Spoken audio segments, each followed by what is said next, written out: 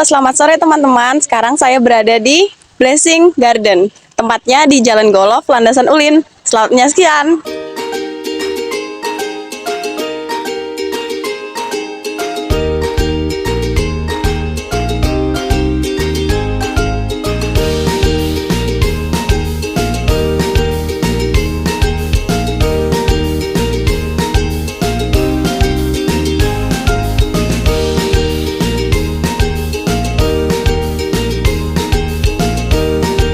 Assalamualaikum warahmatullahi wabarakatuh. Perkenalkan, saya Anugrah Damayanti dengan NIM 2110511220012 dari program studi agronomi Fakultas Pertanian Universitas Lambung Mangkurat. Di sini saya ingin mewawancarai Bapak sebagai pemenuh tugas perbanyakan vegetatif tanaman. Apakah Bapak bersedia? Sebelumnya, perkenalkan dulu nama Bapak, boleh?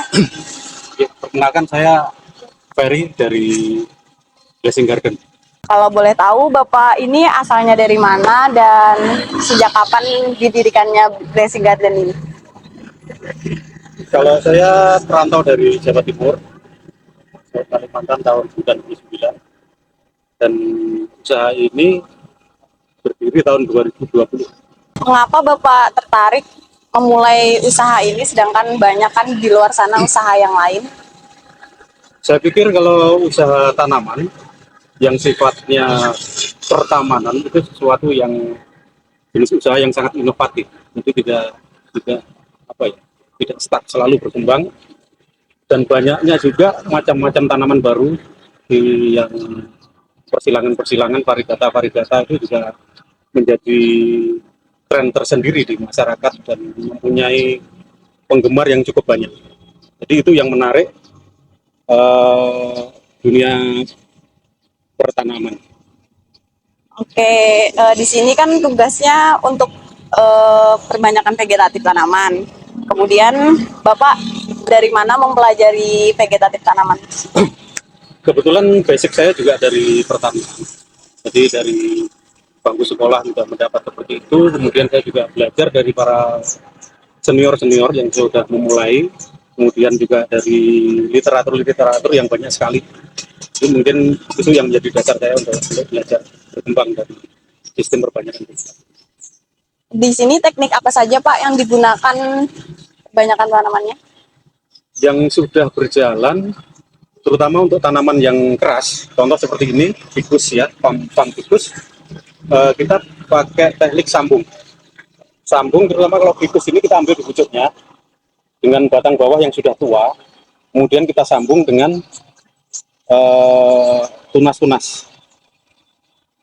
Kelas yang ficus, kemudian ada randu yang menggunakan sambung sisi.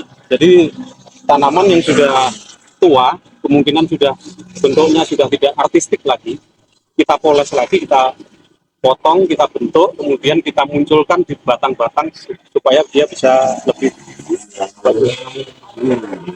Jadi mungkin itu salah satu tujuan dari ini ya Pak? Apa? Perbanyakan tanaman seperti ini. Ya, jadi di sini inovasi yang harus kita kembangkan. Karena kalau untuk keperluan sebuah lokasi yang mau kita tanam dengan luasan yang tidak memenuhi syarat, tentu saja pohon tidak harus tinggi. Jadi harus dibentuk sedemikian rupa supaya bisa seimbang dengan lingkungan. Maka dengan teknik ini, teknik sambung ini, terutama yang tanaman keras. Jadi kita membentuk sesuatu yang baru dari sebuah tanaman juga tidak menjulang tinggi, mini namun seimbang bentuknya. Itu kalau dari sambung. Untuk teknik ini apakah ada kriteria khusus Pak? Pasti ada kriteria khusus, pasti ada. Kenapa ini mudah disambung ya? Bergetah dan berkambium yang bagus untuk kelas ficus. Kelas randu juga seperti itu. Jadi tanamannya harus memenuhi syarat-syarat tertentu. Kalau kekurangan perbanyakan tanaman seperti ini itu apa aja Pak? Ini kekurangannya gagal sambung. Gagal sambung itu ketika kita mungkin pada saat melakukan penyambungan, potongannya kurang rapi sehingga kambiumnya rusak. Kemudian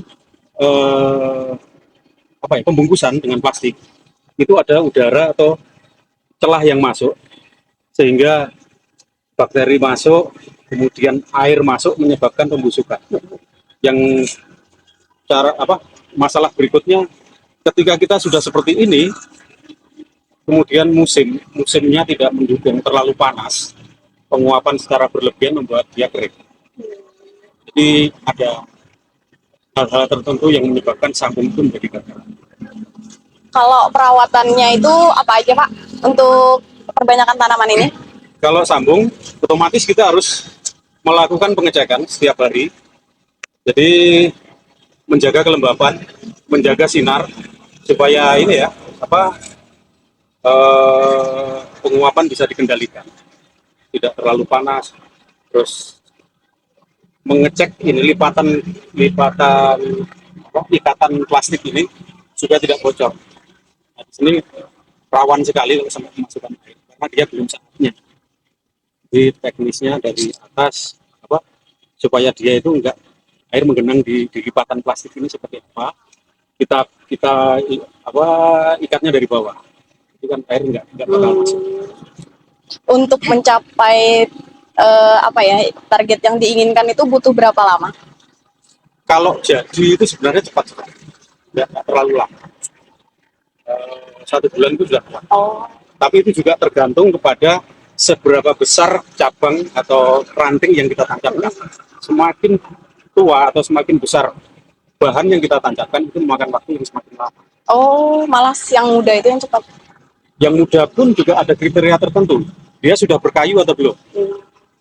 Syaratnya ini adalah sudah berkayu sempurna, baru bisa ditancapkan. Jadi kalau belum berkayu, mungkin masih sukulan-sukulan seperti ini agak susah. Kemungkinan dia penguapannya akan tinggi sekali karena belum kuat. Kalau seperti ini kan pastinya mahal ya. Jadi target pemasarannya itu ke siapa dan kemana aja? Karena ini sifatnya pertama, banyak sekali instansi atau kemudian perusahaan-perusahaan yang berminat. Tapi tidak kemungkinan dari pribadi banyak juga yang kepingin membuat taman di lingkungan rumah. Kira-kira kalau modal awal yang dibutuhkan itu berapa Pak untuk membuat garden seperti ini? Nah, modal ini agak susah ya kalau ngomong modal, masalahnya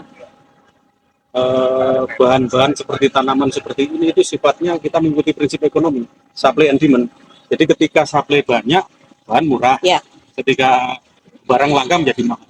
Jadi agak susah kalau kita bicara angka. Ya, ada mungkin di sini bisa ketika barang di pasaran itu sangat banyak, 300-400 dapat. Tapi ketika langka dan dia sudah artistik, sudah dibentuk, mungkin 5 juta. Terima kasih banyak Bapak atas kesempatan wawancara yang diberikan ini. Semoga Blessing Garden menjadi tambah jaya lagi. Sekian, Assalamualaikum warahmatullahi wabarakatuh.